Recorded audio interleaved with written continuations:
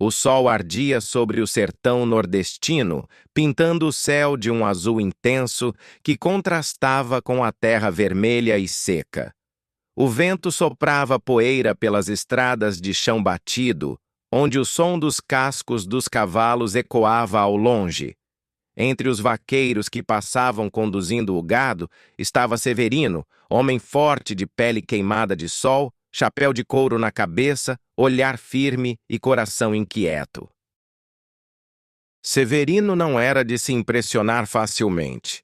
Mas desde o dia em que viu Maria das Dores passando diante da casa da família dela, com um vestido simples e as mãos ocupadas com uma bacia de roupas, sentiu algo que jamais experimentara.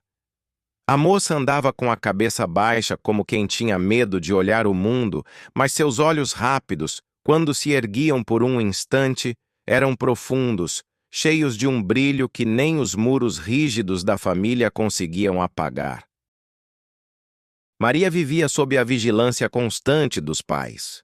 O pai, seu Honório, era homem de palavra dura e mão pesada. A mãe, Dona Filomena, seguia a mesma linha. Acreditava que moça direita não devia sorrir à toa, nem olhar para homem algum. Para Maria, sobrava apenas a cozinha, onde passava o dia inteiro entre panelas, lenha e cheiro de feijão. Severino, de vez em quando, passava a cavalo pela frente da casa. Não era coincidência.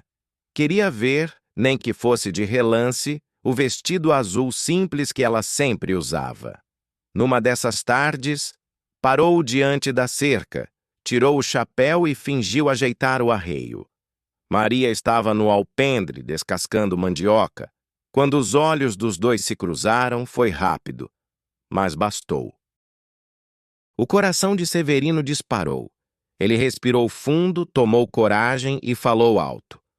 Boa tarde, sinhá. Tá um calor de rachar hoje, né? Maria quase deixou a faca cair das mãos. O rosto corou, mas ela respondeu num fio de voz. Boa tarde. Tá quente mesmo. No mesmo instante, a voz áspera de seu Honório veio de dentro da casa. Maria, entra já! Não se mistura com quem passa na estrada. Ela abaixou a cabeça e desapareceu para dentro, como um passarinho assustado que volta para a gaiola.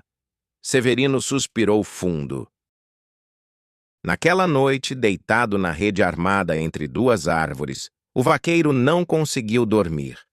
O rosto dela lhe voltava à memória como uma chama teimosa. Sabia que, se ficasse parado, a perderia para sempre. No sertão, boatos corriam rápido. Alguns diziam que seu Honório queria arranjar casamento para a filha com um comerciante rico da cidade vizinha. Severino, no íntimo, tomou uma decisão. Conversando consigo mesmo no escuro, murmurou. Se for preciso, eu roubo essa moça. Mas não vou deixar que ela apodreça presa dentro de 4 paredes. Maria nasceu para sorrir, não para se esconder. Os dias seguintes foram de ansiedade. A cada vez que passava pela estrada, o coração batia mais forte. Até que numa tarde, ao ver Maria carregando água sozinha no quintal, parou com o cavalo junto à cerca. Maria, chamou baixo. Ela ergueu os olhos assustada. Severino, vá embora! Se papai lhe ver, mata nós dois. Eu não vou embora sem você. Vamos sumir desse lugar. Eu sei de um canto para a gente viver. Maria tremeu. O medo de desobedecer aos pais era grande, mas maior ainda era o desejo de liberdade que ela nunca ousara confessar. As mãos suadas apertavam o balde de alumínio. E se não der certo? Murmurou. Severino se aproximou mais, os olhos firmes. Se for com você, Maria, eu enfrento o mundo. Naquela noite, sob a lua cheia iluminando o sertão, Maria arrumou às pressas algumas roupas num lenço e esperou no alpendre. Quando Severino chegou montado em seu cavalo baio, estendeu a mão. Ela hesitou apenas por um instante, depois segurou firme. Montou atrás dele. O som dos cascos ecoou pelo chão seco enquanto os dois desapareciam estrada afora.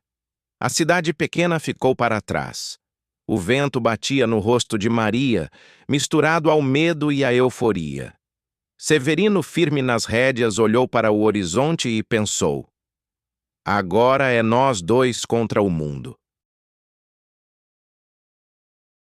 O cavalo baio galopou sob a lua por quase 3 horas, cruzando estradas de chão batido, cercas de arame farpado e a vastidão do sertão nordestino.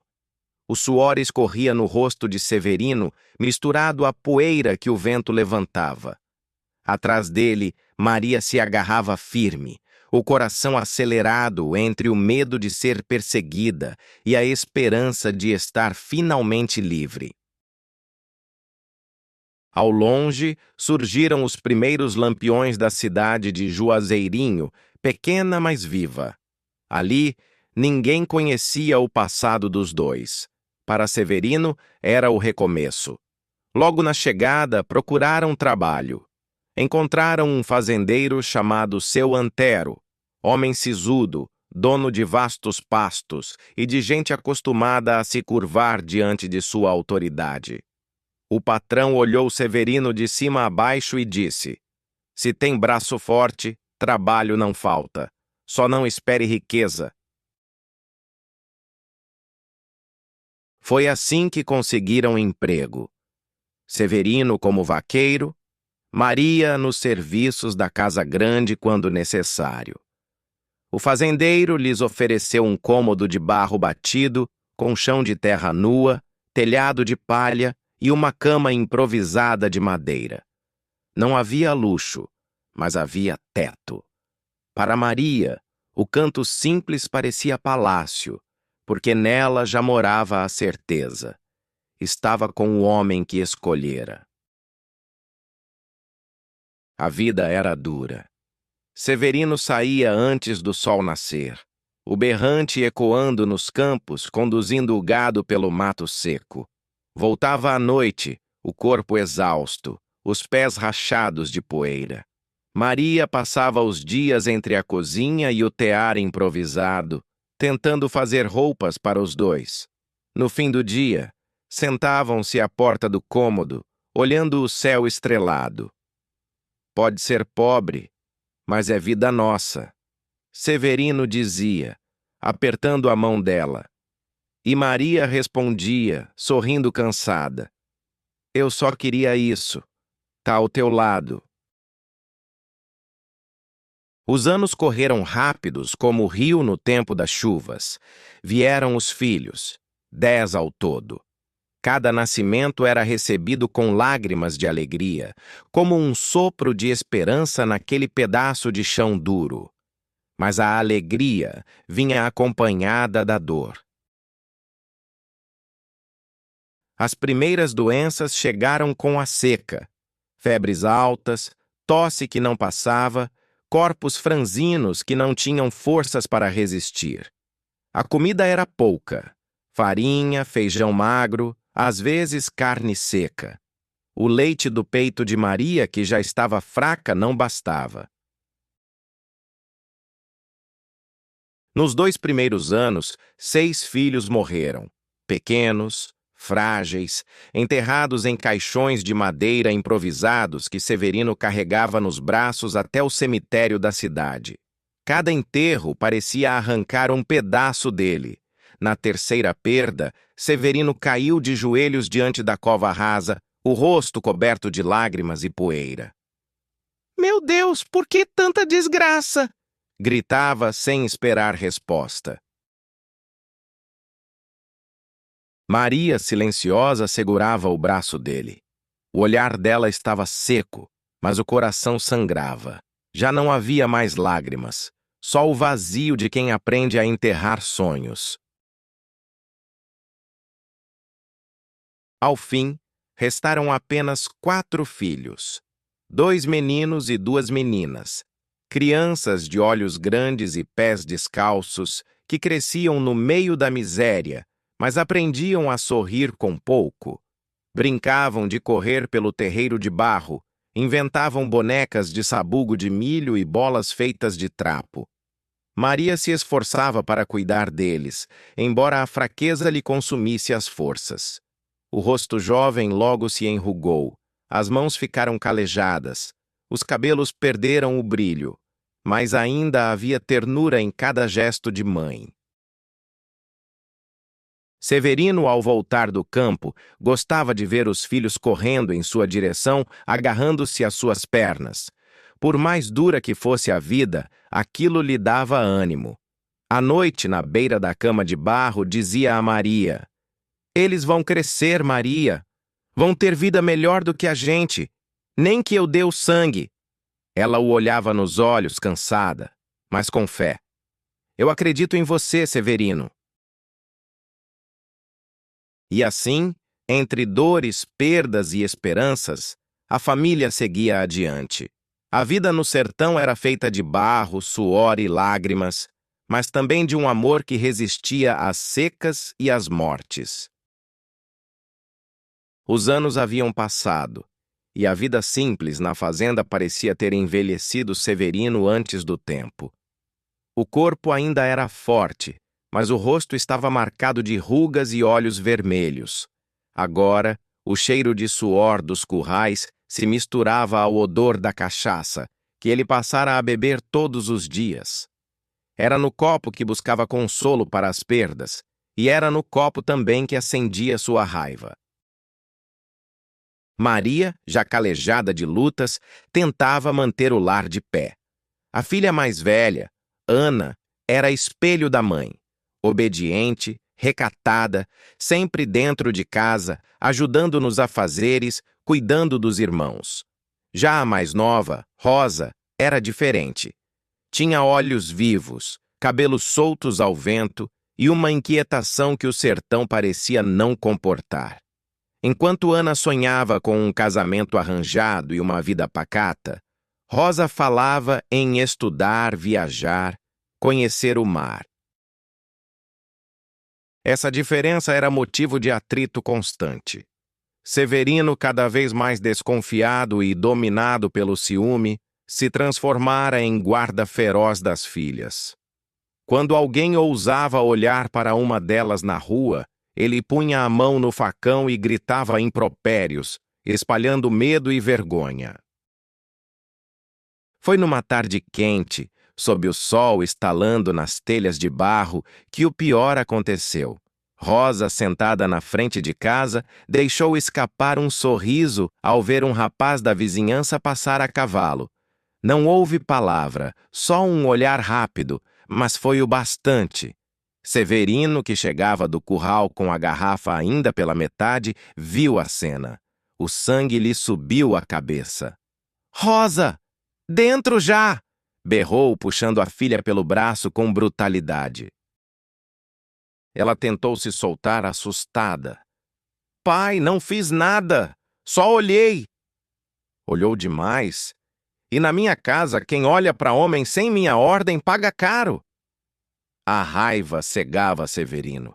Dentro da sala apertada de barro, tomou um pau de lenha encostado na parede e descarregou sua fúria nas pernas da filha. Cada golpe ecoava seco, e o choro de Rosa misturava-se ao grito desesperado de Maria, que tentava intervir. "Severino, pelo amor de Deus, pare! Vai matar a menina!" Mas ele não parou. Quando o corpo da filha já não tinha forças para ficar em pé, ele jogou o pedaço de pau no chão. O suor escorria pelo rosto e os olhos ardiam de ódio e álcool. Arrastou Rosa até a mesa de madeira da cozinha e, com uma corda grossa, amarrou-a pelo pé, como se fosse um animal rebelde. "Vai aprender a obedecer. Aqui quem manda sou eu", rosnou antes de sair batendo à porta. Foram dias de agonia. Rosa, amarrada, sem comida, mal conseguia se mover. Ana, a irmã mais velha, Chorava em silêncio, levando às escondidas restos de água e pedaços de pão para aliviar a fome da irmã.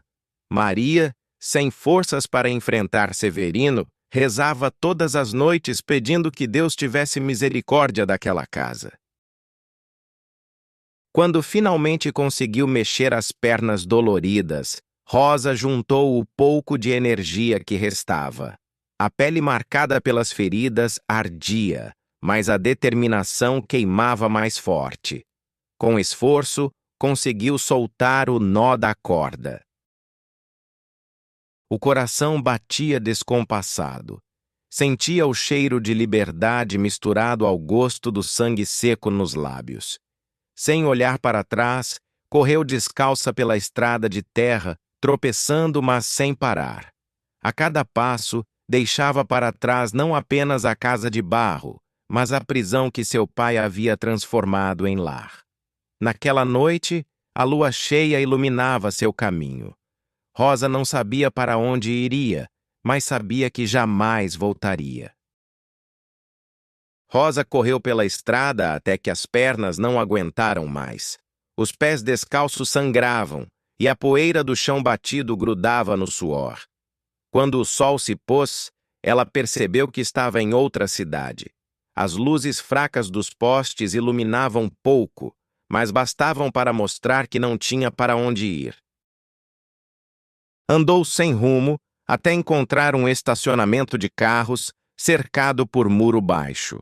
A porta de ferro estava encostada e um vigia idoso, de rosto bondoso, percebeu sua aflição. "Moça, o que procura a essa hora?" perguntou, desconfiado, mas sem dureza. "Um canto só para dormir. Não tenho mais casa", disse Rosa com a voz embargada. O homem olhou ao redor, receoso de ser visto pelo patrão. Coçou a cabeça e suspirou. "Tá certo, mas só por essa noite. Fica debaixo dos carros, que assim ninguém nota." Ele lhe trouxe um lençol gasto. Rosa deitou no chão frio, entre pneus e ferrugem, e pela primeira vez em dias, dormiu sem ouvir o som da voz de Severino. Ao amanhecer, o vigia a acordou com pressa. "Vai, menina, vai! O dono não pode lhe ver aqui." Assim começou sua rotina. De dia vagava pelas ruas pedindo restos de comida nas portas das padarias e à noite voltava ao estacionamento, onde o vigia lhe cedia silêncio e o mesmo lençol surrado.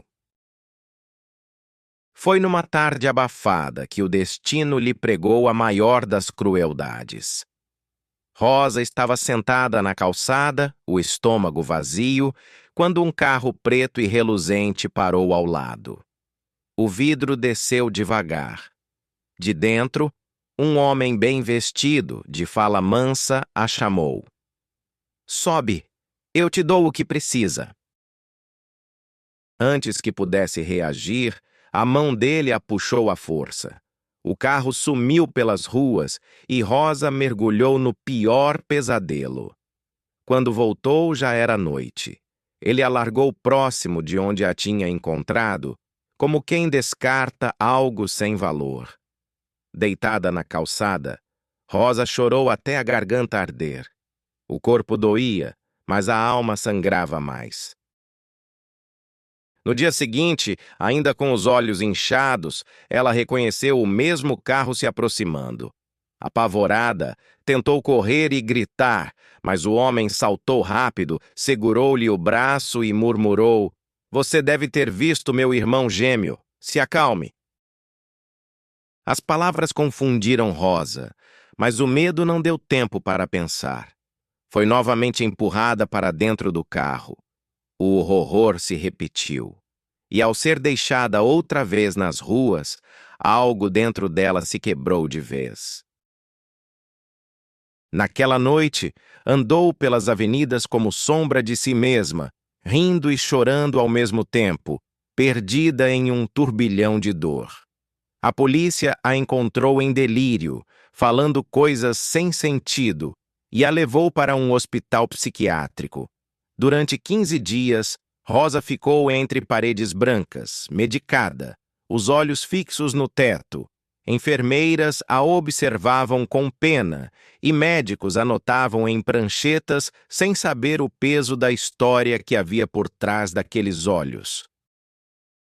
Ao sair, recebeu apenas uma sacola com roupas doadas. Não havia família esperando, não havia casa para voltar. Apenas a rua, de novo. O mesmo asfalto quente, o mesmo céu indiferente. E ali, Rosa compreendeu. O mundo podia ser ainda mais cruel do que a casa de onde havia fugido.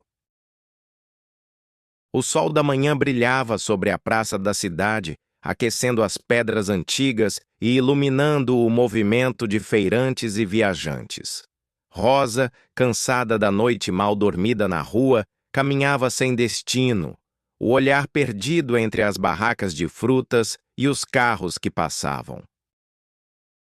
Foi então que viu um homem alto, de roupas simples, mas bem cuidadas, segurando pelas mãos duas crianças pequenas. O menino devia ter uns 5 anos, a menina não mais que 3. Ambos tinham olhos castanhos curiosos e semblante frágil. Quando a menina avistou Rosa, correu inesperadamente em sua direção e a abraçou pela cintura. Rosa ficou imóvel, surpresa. O contato suave da criança parecia quebrar uma muralha de ferro dentro dela. O pai correu até os dois, aflito. Moça, me desculpe. Ela é carente demais desde que a mãe foi embora. Os olhos dele marejaram. Respirou fundo e, quase em desespero, explicou. Preciso viajar a trabalho. Se eu não for, perco meu emprego. Mas não posso deixar meus filhos sozinhos. A mãe deles se foi. Não tenho a quem recorrer. Houve silêncio. Rosa olhou para as crianças, que a fitavam como se já a conhecessem. Dentro dela, um vazio antigo ecoava. Nunca tinha recebido amor materno, e agora o destino lhe colocava 2 pequenos sob sua guarda. Ela então ergueu o rosto e respondeu com firmeza. Compro a sua luta, mas preciso de um lar. Se comprar uma casa para mim, eu fico com seus filhos. Eu cuido deles como souber. O homem, que se chamava José, não pensou 2 vezes. Correu, acertou a compra de uma pequena casa simples de taipa numa rua tranquila e encheu a despensa de mantimentos. Voltou apressado. Entregou-lhe a chave e disse, com a voz embargada. Confio em você. Cuide deles, Rosa. Eu volto logo. Os primeiros dias foram de aprendizado. Rosa não sabia ser mãe, porque nunca sentiu o colo de uma, mas aprendeu na prática. Cozinhava feijão aguado, cantava cantigas improvisadas para ninar, limpava as lágrimas dos pequenos quando sentiam saudade do pai. Muitas vezes se sentia perdida, mas cada abraço apertado das crianças lhe ensinava algo novo. À noite, deitava-se numa rede improvisada, olhando para o teto simples da nova casa. Sentia dor ao lembrar do passado, mas ao ouvir a respiração tranquila dos pequenos, o coração encontrava um repouso que nunca conhecera. 20 dias se passaram. Quando José retornou da viagem, entrou pela porta com o coração acelerado. Encontrou os filhos saudáveis, correndo pela sala, sorrindo de um jeito que não sorriram desde a partida da mãe. E encontrou Rosa, de olhos cansados, mas de pé, sustentando aquela casa com a força de quem lutava contra si mesma. José, homem educado, honesto e de coração puro, olhou para ela com gratidão. Você foi mais do que eu esperava. Eu lhe devo tudo. Ele se aproximava, tentando arrancar um sorriso, contando histórias engraçadas da estrada, trazendo pequenos presentes para os filhos e também para Rosa. Mas ela, ferida e desconfiada da vida, mantinha o coração fechado. Havia nele amor nascendo. Havia nela medo demais para permitir que florescesse. Na varanda da casa, numa noite silenciosa, José falou com voz calma. Rosa, eu sei que já sofreu muito. Eu não quero lhe ferir. Só quero estar ao seu lado e ver você feliz. Ela desviou o olhar, segurando as lágrimas. Eu não sei mais o que é ser feliz, José. E naquela noite, com as estrelas testemunhando, começou a lenta caminhada de Rosa. Aprender a confiar outra vez. O tempo passou, e aos poucos Rosa começava a acreditar que talvez a vida lhe reservasse algo além da dor. José continuava sendo um homem correto. Saía em suas viagens de trabalho, voltava carregado de histórias, presentes simples e sorrisos sinceros. As crianças que lhe confiara já a chamavam de mãe. E, entre os silêncios e os olhares, o amor que ele nutria por ela ia se tornando cada vez mais evidente. Certa noite, sentada na varanda da pequena casa de taipa, Rosa falou com a voz baixa, como quem tem medo de pedir demais. José, queria lhe pedir uma coisa. Ele, que ajeitava a lamparina, ergueu os olhos. Peça, Rosa. O que estiver ao meu alcance, eu faço. Quero buscar meus pais e minha irmã. Eles vivem na miséria e eu não quero mais que passem fome. Quero que morem conosco. José a fitou em silêncio por um instante. Não havia julgamento em seus olhos, apenas compreensão. Tocou a mão dela com delicadeza e respondeu. Então vamos buscá-los. A viagem de volta à cidade natal foi como reabrir feridas antigas. Rosa via pela janela da carroça os mesmos caminhos empoeirados, os mandacaros erguendo-se solitários no sertão, e o coração batia como se fosse estourar. E se não a aceitassem? E se o pai, ainda duro, a renegasse? Quando chegaram, encontraram a velha casa de barro ainda de pé, mas quase desmoronando. Maria, a mãe, estava sentada na porta, mais envelhecida do que Rosa imaginara, os cabelos brancos desgrenhados e os olhos fundos. Ao vê-la, deixou cair o pano que segurava. Rosa, minha filha, é você mesmo! A voz embargou e lágrimas correram em sulcos pelo rosto marcado. A irmã, Ana, surgiu logo atrás. Continuava recatada, simples, o vestido gasto e o olhar tímido. Ao ver Rosa, correu para abraçá-la com força, como se quisesse recuperar os anos de distância naquele instante. Eu sabia que você ia voltar. Sabia. Soluçava, sem largar o abraço. Até mesmo Severino, agora um homem velho e abatido pelo álcool e pela culpa, apareceu à porta. O olhar duro de antes havia se apagado. Ao ver a filha, tentou dizer algo, mas a voz falhou. Apenas deixou que as lágrimas caíssem, sem resistência. Rosa, com o coração dividido entre raiva e compaixão, respirou fundo e, em silêncio, estendeu a mão. Venham comigo. Ninguém mais vai passar fome. O reencontro foi simples, mas carregado de emoção.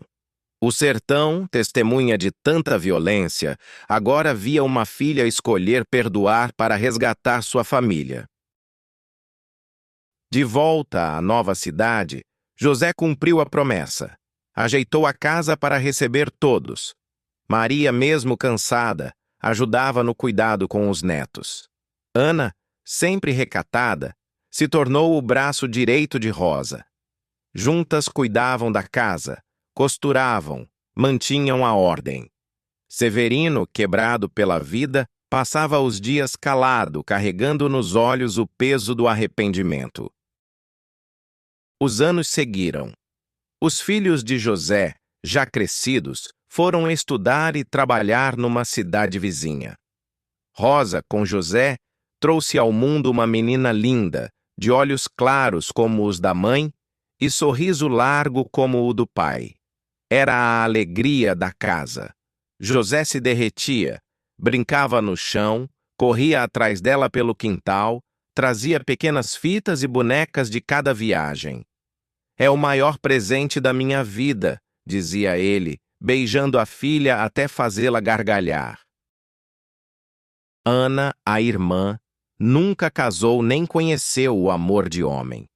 Preferiu ficar ao lado de Rosa, cuidando da casa e dos pais, como se fosse missão de vida.